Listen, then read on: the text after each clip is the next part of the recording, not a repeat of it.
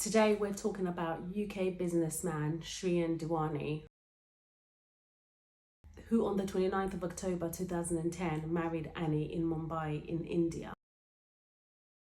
Following their wedding, they travelled to Cape Town in South Africa, where a week later Annie was murdered.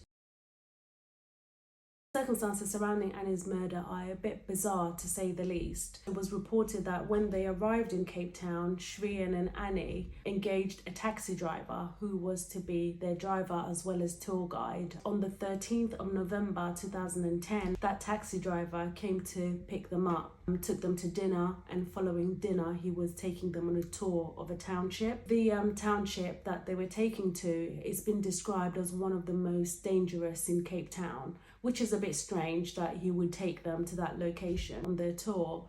It's reported that when they were stopped at a junction waiting to turn, that two men rushed to the car with a gun, ordered the taxi driver out of the car and drove off with Annie and Shrien in the back. They had stolen Shrien's wallet, his watch and all his personal belongings before throwing him out of the car. Shrien was the one who raised the alarm. He said that passerby saw him and he asked them to call the police, letting them know that they had been hijacked and that his wife was taken in the car at that time. Annie wasn't found that night. She was found the next day. She was in the car, she was murdered, and her personal possessions like her ring, her purse, they were missing. The investigation raised red flags quickly, in the sense that, if the hijackers were after stealing the car and the possessions of the occupants, why was Annie still in the car? They just abandoned the car, which was a bit strange if their motive was to steal. And so the investigation identified the three perpetrators, who were the taxi driver,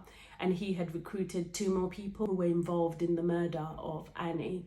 Whilst the investigation was taking place, it was alleged that the taxi driver mentioned that Shrien was the one that had orchestrated his wife's murder, and that he had ordered to make it look as if it was a kidnapping and a carjacking and, just another crime. Shrien, as well as the three co-accused, were arrested by the South African authorities in the murder of Annie. While the investigation was taking place, Shrien was granted bail and he travelled back to the UK while the investigation was still ongoing. There were some reports that were coming out to say that Shrien was involved in same-sex relationships, and also that he wanted a way of getting out of his marriage to Annie, because that wasn't his preference in terms of partners that he wanted to be with. It was also reported at that time that the day that Annie was found, he was back on sites where he was trying to find same-sex relationships. The three co-accused were taken to court and they pleaded guilty to murder, but they were adamant to say that the main person who had orchestrated the murder was Shrien. But at this point, Shrien was back in the UK fighting extradition to go back to South Africa in terms of standing trial there, because he was accused of murdering Annie. He exhausted the court process in the UK. The reasons that they were giving as to why he couldn't go back to South Africa, was that prisons that would be put in would not be suitable for him. And also he was saying that he was struggling with his mental health, suffering from post-traumatic stress disorder and severe depression following the murder of Annie. His lawyers fought to get him back to South Africa, so that actually took years in terms of extraditing him back to South Africa for him to stand trial. The three accused of Annie's murder, the taxi driver and the two men, they got life sentences. And finally, in 2014, Shrien was extradited back after exhausting his legal process in terms of appealing the extradition. He went back to South Africa to stand trial. However, when he went there, the judge ruled that the prosecution didn't bring enough evidence in terms of the murder, accusing Shrien of it, and also that the co-accused, the stories changed in terms of his involvement. Shrien was exonerated and basically he walked away from all the charges following Annie's murder, so he was never prosecuted. The person that actually shot Annie died of cancer while they were serving their time. The taxi driver was released after 8 years, and the second hijacker, he's serving a 25-year term.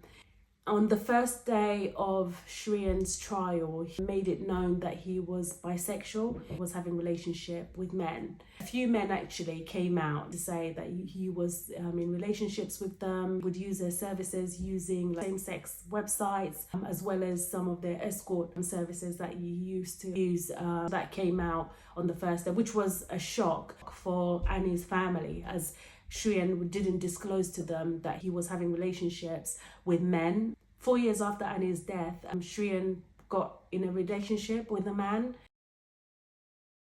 and they traveled to India together, which again you can understand infuriated Annie's family, because they said, he wasn't honest with them at the get-go in terms of letting them know that he was having relationships with men. Annie's father came out and said that, if he had been honest and told them that his preference was men and that he was having relationships with men, they would have never allowed Annie to get married. Her family were not giving up in terms of getting justice for her, and rightly so. If he was attracted to men and having relationships with men way before he met Annie, it would have been the right thing for him to have let the family know that was his preference. And really sad for Annie, because she was only 28 years old when all of this was happening around her and in her life with her husband. Thoughts with Annie's family, and for Annie to continue resting in peace.